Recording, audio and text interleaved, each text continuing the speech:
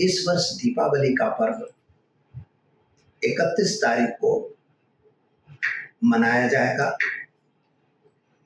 क्योंकि दीपावली के पर्व में विशेष तौर से जो ज्योतिषीय गणना है वह ध्यान में रखा जाता है।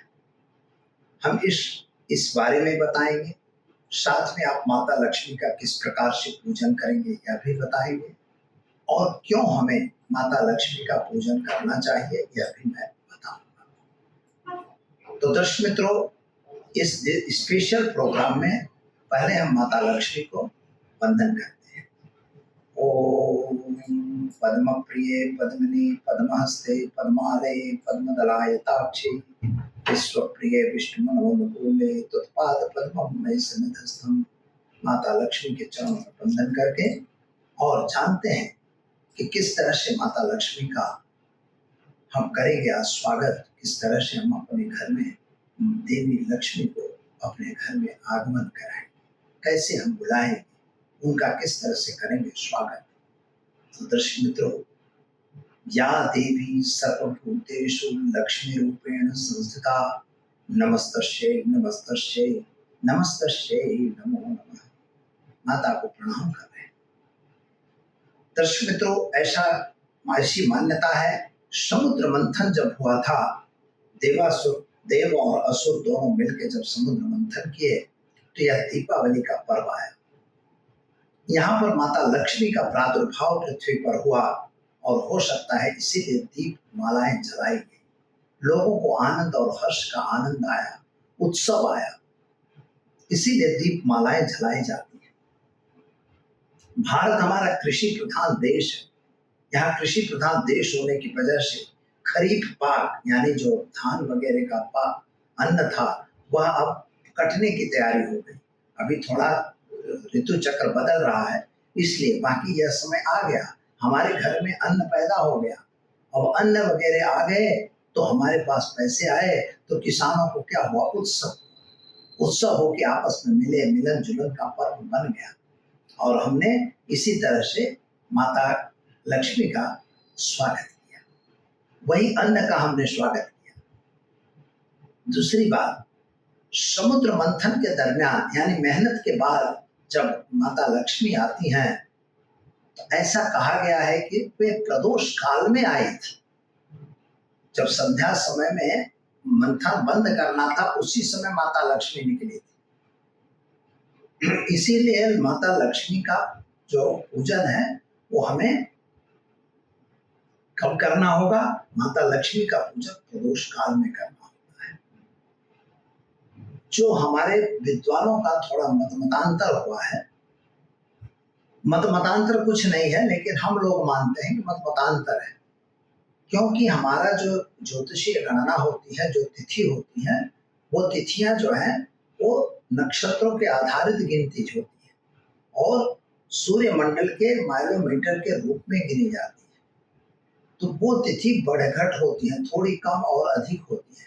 जो चांद्र गति होती है चंद्रमा की, उस गति में थोड़ी वृद्धि और घट होती है, दोनों होती है। तो ये दोनों को मिला के 30 दिन में तो कभी कोई तिथि घट जाती है, कभी कोई तिथि वृद्धि हो जाती है। इसमें मतलब कोई तिथि कहीं जाती नहीं है, लेकिन सूर्योदय और सूर्यास्त के कारण उनको घट बढ़ माना जाता है। जैसे इस वर्ष तारीख 31/10/2024 के दिन दोपहर 15:52 तक चतुर्दशी तिथि रहेगी। जो चतुर्दशी तिथि 30 तारीख को 13:16 पे आई है। 13:16 तक त्रयोदशी थी, उसके बाद चतुर्दशी आई। वह चतुर्दशी हमारी आज 15:52 तक है। अब जो दीपावली पर्व है वो अमावस्या का पर्व है, और अमावस्या जो है मित्रों 13:52 के बाद 31 तारीख को प्रारंभ होगी और 1 तारीख को वह अमावस्या 18:07 पूरी हो जाएगी।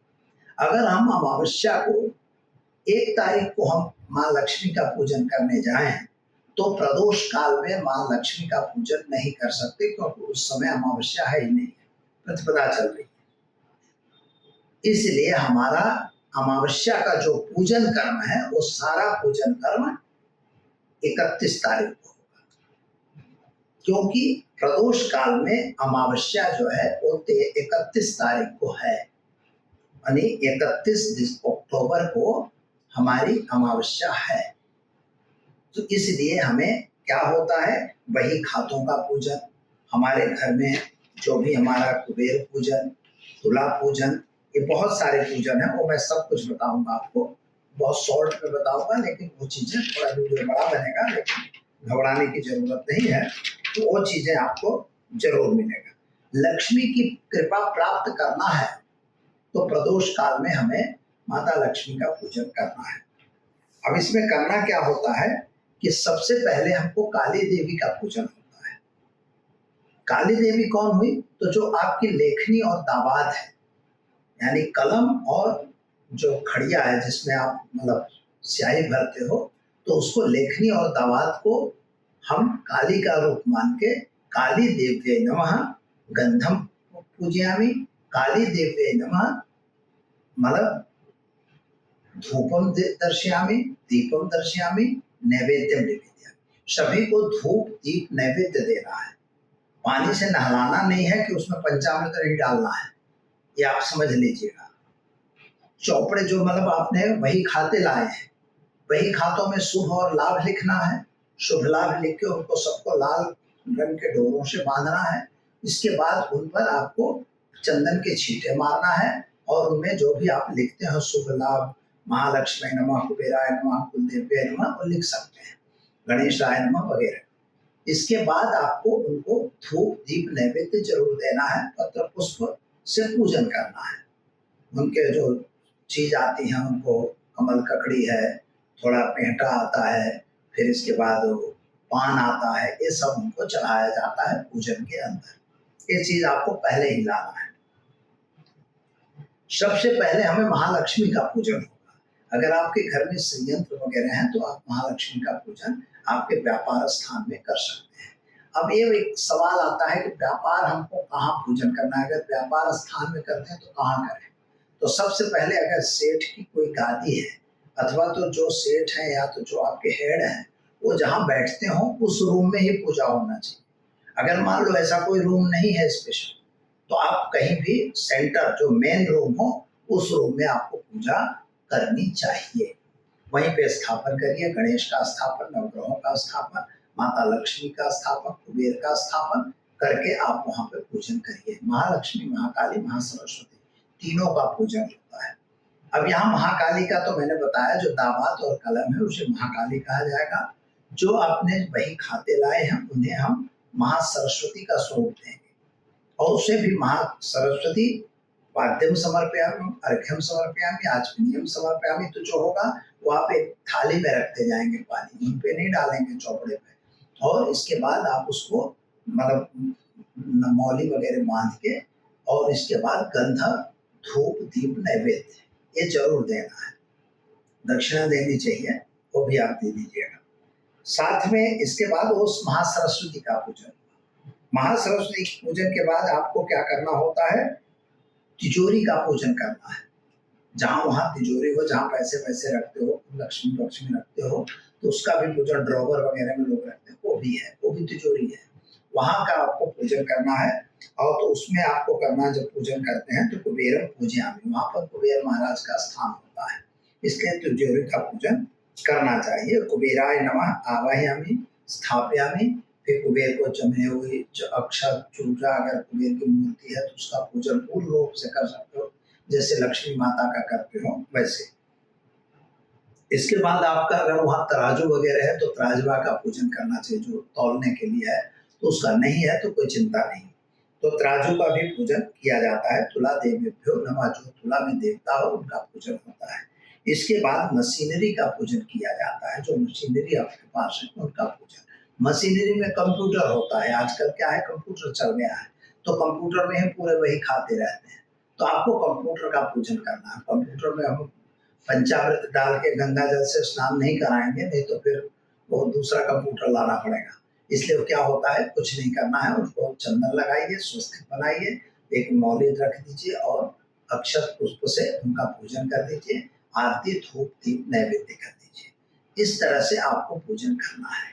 हाँ, मिठाई भोग जरूर लाना है और मिठाई के साथ साथ गिफ्ट अपने कर्मचारियों के लिए लानी है और एक गिफ्ट वगैरह ला के उनको कुछ दक्षिणा यानी पैसे ब्राह्मण को तो देना ही है, लेकिन अपने कर्मचारियों के लिए भी कुछ गिफ्ट या उपहार आपको जरूर लाना चाहिए। और इस तरह से अपनी लक्ष्मी का पूजन अपने देवालय में, अपनी जो ऑफिस है वहां पे आप कर सकते हैं।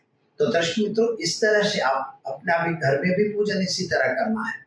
इसमें कोई ये नहीं है कि भाई अलग रूप से करना है, यही चीज घर में है। लक्ष्मी का पूजन लक्ष्मी आवाहयामि स्थापयामि पूजयामि, श्रियै नमः आवाहयामि स्थापयामि पूजयामि, श्रियै नमः पाद्यम आवाहयामि स्थापयामि, फिर श्रियै नमः पाद्य अर्घ्य आचमनीयम समर्पयामि, फिर उनको स्नानियम समर्पयामि। अगर मूर्ति है तो आप बराबर स्नान करा सकते हैं श्री सूक्त के मंत्रों से।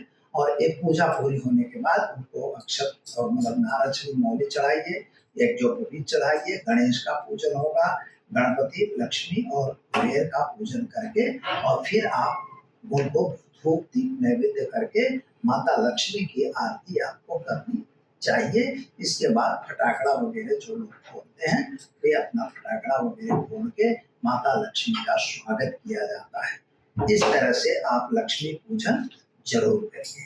तो दर्शक मित्रों, ये तो रहा दिवाली का स्पेशल। किस तरह से करेंगे आप लक्ष्मी पूजन, यह हमने आपको संक्षिप्त में बताया है। आप इसी तरह करिए, या तो किसी ब्राह्मण को बुला के भी आप यह पूजन करवा सकते हैं। दीजिए मुझे इजाजत। सभी हमारे दर्शक मित्रों को हैप्पी दिवाली। सभी का दिन शुभ रहे, माता लक्ष्मी की कृपा सभी पे बरसती रहे। जय जय माता जी।